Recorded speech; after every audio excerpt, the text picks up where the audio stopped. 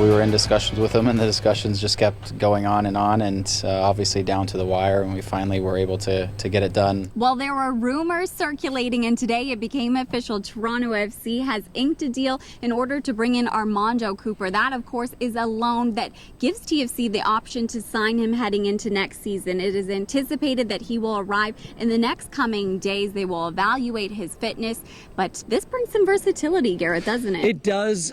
Bringing in a player who's experienced from an international perspective, a Panamanian international, doesn't hurt at this time of the year, adds greater flexibility. You have to remember this team was very short in the midfield due to international absence as well as injury throughout the season, and a player that can play both inside as well on the right, which gives you formational flexibility as well. If you want to play a 3-5-2, you can put him on the outside wide right, and he's a fit there as well. I think it just gives Greg Vanney even more options at his disposal in what will be a busy couple of months of the season. The biggest thing that this club was torn between was, do you want to invest in a long-term project or someone that can adapt right into the circumstances as soon as they're brought in here? Well, Greg Vanney seems to believe that Armando Cooper has all of the assets to make a quick adjustment. I just think if you're going to add somebody in the window, it needs to be somebody who has enough experience to possibly really settle into this league quickly, and I think that requires somebody who's had a number of experiences, who's had to adapt in different places. An all-important Eastern Conference clash this Saturday will take place as the Reds head out to take on the Philadelphia Union. These two sides are only separated by 3 points in the Eastern Conference table. TFC, of course, in second.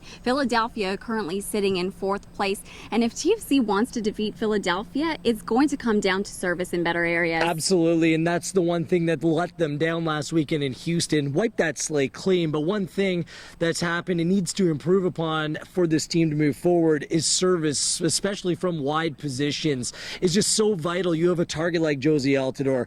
You have the foot of Sebastian Giovinco. You have players who are making positive runs. You need to reward them accordingly, and that's how you break down Philadelphia's 4-2-3-1. You got to attack down the wing, so service is going to be all important. And developing a better road mentality. Can you believe this? For all the success that Toronto FC has had at home, their last road win, Gareth, get this, April 23rd. It was my wedding day, and it seems like a long time ago. Trust me. It's time to change that mentality, just picking up draws on the road and turn that into wins. The Eastern Conference is far too close-knit between the top 4 or 5 teams within the conference. So I'd like to see the team play, to tell you the truth, a 4-4-2 this week and get back to the midfield diamond, push the team, the opponent, and make them feel uncomfortable within their home park. For me, they just need to change the mindset and look for the full 3 points this weekend. And the Philadelphia Union, they can hurt you in a variety of different ways. They have scored 42 goals this season, so if Toronto FC wants to defend against them, it's going to take a collective effort. They have 3 players who have scored over 7 goals this season. Chris Pontius has been very good, playing from a little bit of a deeper position on the left-hand side. Ronald Alberg, the Dutchman, the midfielder, he's been very good as well, and CJ Sapong leading the way. With Charlie Davis and Alejandro Bedoya joining the fray as well, this team is very dangerous.